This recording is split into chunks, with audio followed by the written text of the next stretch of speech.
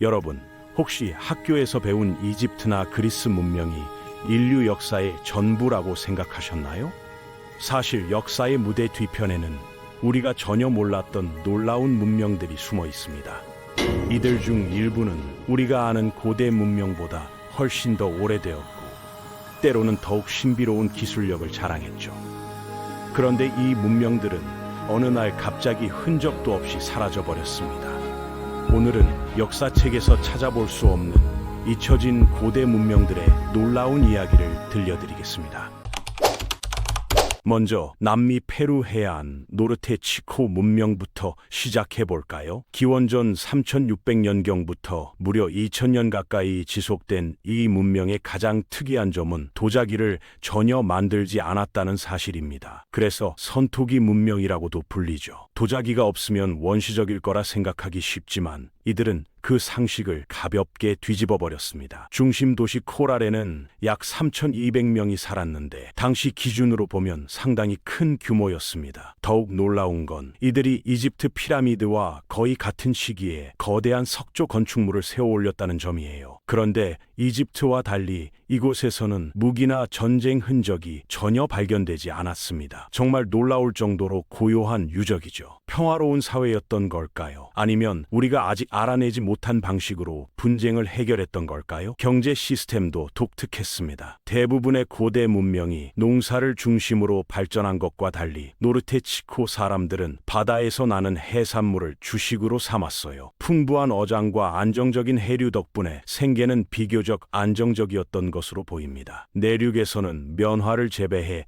직물을 만들었고 이것을 바탕으로 다른 지역과 교역까지 했죠. 그들이 만든 그물과 밧줄은 품질이 상당히 뛰어났다고 전해집니다. 여기서 정말 신기한 건 이들이 문자도 없고 화폐도 없으며 금속 도구조차 없이 이 모든 걸 해냈다는 사실입니다. 복잡한 사회를 어떻게 운영했고 또 어떻게 그런 거대한 건축물을 완성할 수 있었는지는 여전히 풀리지 않은 미스터리로 남아 있어요. 노르테 치코 문명은 20세기 초반부터 조금씩 존재가 드러나기 시작했지만 본격적인 연구는 1990년대에 들어서야 시작됐습니다. 그리고 2001년에 발표된 연구 결과는 고고학계를 완전히 뒤흔들어 놓았죠. 아메리카 대륙에서 이렇게 오래된 복합 문명이 존재했다는 사실이 처음으로 증명된 순간이었습니다. 코랄에서 발견된 새 뼈 플루트들은 그들이 음악과 예술 또한 중요하게 여겼다는 증거로 평가됩니다. 이제 터키 동남부로 가볼까요? 괴베클리 테페라는 유적지가 있습니다. 기원전 9600년경부터 사용된 이곳은 약 11,500년 전에 만들어진 거대한 석조 건축물이에요. 농업이 시작되기도 훨씬 전에 지어진 겁니다. 사냥과 채집으로 살던 사회가 이런 구조물을 만들 수 있었다는 사실 자체가 기존 학설을 완전히 흔들어 놓았죠. 가장 인상적인 건 거대한 T자형 석기둥들입니다. 어떤 기둥은 무게가 18톤에 달하는데 바퀴도 없고 금속 도구조차 없던 시대에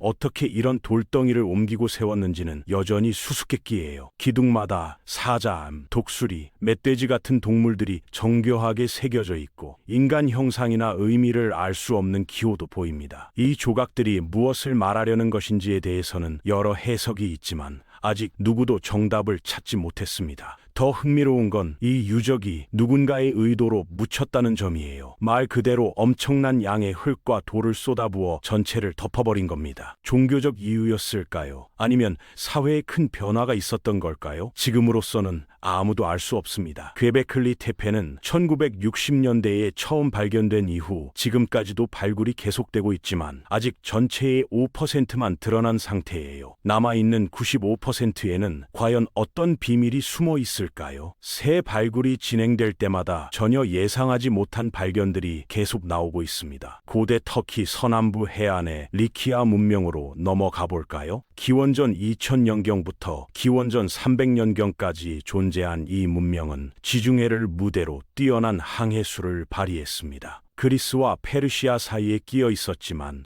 고유한 문화를 잃지 않았죠. 강대국들 사이에서 살아남기 위해서는 상당한 외교적 지혜가 필요했을 텐데 리키아인들은 그걸 놀라울 만큼 잘 해냈습니다. 리키아인들이 남긴 가장 인상적인 유산은 절벽을 깎아 만든 거대한 무덤들입니다. 바위 표면에 건물 외관처럼 정교한 장식을 새겨 넣었고 지금도 터키 남부에 가면 이 웅장한 암굴 무덤들을 직접 볼 수 있어요. 이들은 민주주의적 정치 체계를 운영했는데 그 구조가 나중에 로마 공화정과 현대 민주주의에까지 영향을 주었습니다. 리키아 연합이라 불린 독특한 정치 시스템은 도시의 규모에 따라 투표권을 다르게 배분하는 방식이었죠. 리키아 문자는 그리스 문자와 비슷하면서도 독자적인 특징을 가지고 있지만 남아있는 비문이 많지 않아 아직 완전히 해독되지 못했습니다. 언어학자들의 연구가 계속되고 있지만 쉽지 않은 과정이에요. 알렉산더 대왕의 정복 이후 헬레니즘 문화에 흡수되면서 리키아만의 고유한 특성이 많이 사라진 점은 지금도 아쉬움으로 남아 있습니다. 이제 시선을 서쪽으로 돌려 지금의 스페인 남서부에 있었던 타르테소스 왕국 이야기를 해볼까요? 기원전 9세기부터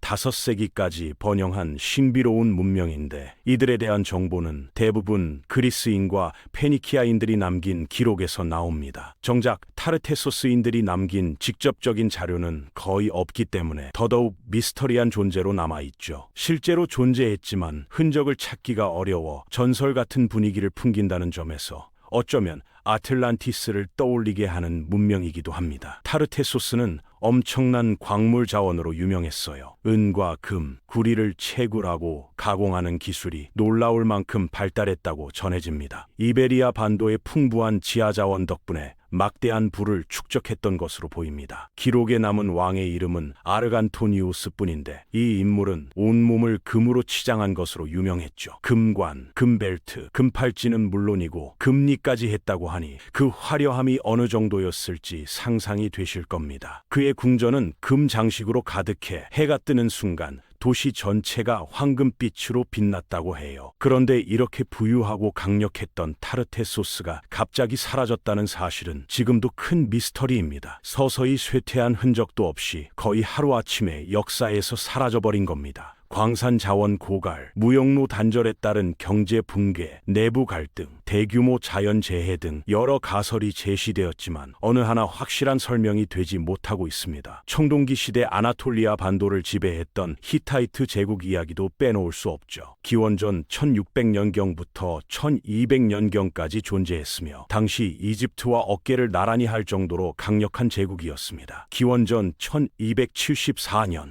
이들이 이집트군과 벌인 카데시 전투는 고대 세계 최대 규모의 전쟁 중 하나로 유명합니다. 히타이트인들의 진짜 업적은 놀라운 기록 보관 능력이에요. 현대 도서관이나 아카이브 시스템에 견줄 만큼 문서를 체계적으로 관리했습니다. 그 결과 우리는 청동기 시대의 일상과 문화, 정치까지 생생하게 알 수 있게 됐죠. 수만 개의 점토판에는 그들의 생활과 역사가 정밀하게 기록되어 있습니다. 외교 문서부터 법률, 종교의식, 개인 편지까지 다양한 내용이 담겨 있어요. 인류 역사상 가장 풍부한 고대 문서 컬렉션 중 하나입니다. 히타이트어는 지금까지 알려진 인도 유럽 어족 언어 중에서도 가장 오래된 축에 속합니다. 이집트 상형 문자와 비슷한 문자 체계를 사용한 흔적도 발견되는데 두 문명 사이의 교류를 보여주는 중요한 증거죠. 히타이트 제국은 청동기 시대 말기에 벌어진 거대한 사회 변동 속에서 무너졌습니다. 이 시기에는 정체가 불분명한 바다 민족의 침입과 내부 문제들이 동시에 발생하면서 동지중해 지역 전체가 연쇄적으로 붕괴됐어요. 하지만 히타이트인들이 남긴 방대한 기록 덕분에 우리는 그 시대 근동 지역의 역사를 세밀하게 복원할 수 있게 됐습니다. 바다 민족 이야기는 빼놓을 수 없습니다. 아마 이 목록에서 가장 수수께끼에 가까운 집단일 거예요. 기원전 1200년경 이들은 지중해 전역에 갑자기 모습을 드러내 여러 문명을 공격하고 파괴한 뒤 또다시 흔적 없이 사라졌습니다. 이들에 대한 주요 정보는 대부분 이집트 기록에서 나옵니다. 당시에 바다 민족의 침입을 막아낸 문명은 거의 없어 이집트는 그 몇 안 되는 사례 중 하나였거든요. 파라오 람세스 3세가 남긴 기록에는 이들과 벌인 전투의 긴박한 장면들이 생생하게 담겨 있습니다. 바다 민족이라는 이름은 1855년에 한 프랑스 이집트 학자가 처음 사용한 용어예요. 이집트 기록에 따르면 이들은 배를 타고 해안에 상륙해 도시를 약탈하고 파괴했습니다. 히타이트 제국을 포함한 여러 강력한 문명들이 이들의 공격으로 큰 피해를 입었죠. 그런데 여전히 풀리지 않은 문제가 하나 있습니다. 이들이 정확히 어디서 왔는지, 왜 이런 대규모 이동과 공격을 감행했는지, 목적이 무엇이었는지 지금까지도 아무도 확답을 내리지 못하고 있다는 점입니다. 단순한 약탈이 목적이었을까요? 아니면 기후변화나 다른 요인으로 인해 어쩔 수 없이 이동한 대규모 이주 집단이었을까요? 여러 이론이 제시되고 있지만 결정적인 증거는 아직 없습니다. 흥미로운 점은 바다 민족이 하나의 민족이 아니라 서로 다른 부족들이 모여 이루어진 연합체였다는 사실이에요. 각기 다른 이름과 특징을 가진 집단들이 함께 움직였던 것으로 보입니다. 약 30년에서 40년 남짓한 짧은 활동 기간 동안 이들은 지중해 동부 지역의 정치 지형을 완전히 뒤바꿔 놓고는 흔적 없이 사라졌습니다. 살아남은 이들은 주변 문명에 흡수되며 기록 속에서 서서히 사라진 것으로 추정됩니다. 이렇게 역사 속에는 우리가 아직 완전히 이해하지 못한 문명들이 수없이 많습니다. 현대 기술이 발달하면서 새로운 발견이 계속 이어지고 있지만 여전히 풀리지 않은 수수께끼가 너무 많아요. 위성 영상 분석, 지하 탐사 레이더, DNA 분석 같은 첨단 기술 덕분에 예전에는 상상조차 어려웠던 발견들이 가능해지고 있습니다. 그런데 기술이 발전할수록 오히려 새로운 의문점도 계속 생겨나고 있죠. 이들 문명의 이야기는 인류 역사가 우리가 생각하는 것보다 훨씬 더 복잡하고 그리고 훨씬 더 다채로웠다는 사실을 보여줍니다. 각 문명은 자신들만의 해결책과 혁신으로 길을 개척했고 그 과정에서 놀라운 업적을 남겼어요. 미래에는 또 어떤 발견이 우리를 기다리고 있을까요? 아마존 밀림, 깊숙한 곳이나 바다 밑 사막 모래 아래에는 아직 발견되지 않은 놀라운 문명이 숨겨져 있을지도 모릅니다. 오늘 영상이 흥미로우셨다면 구독과 좋아요로 응원해 주시고 다음 영상에서 더 재미있는 이야기로 찾아뵙겠습니다.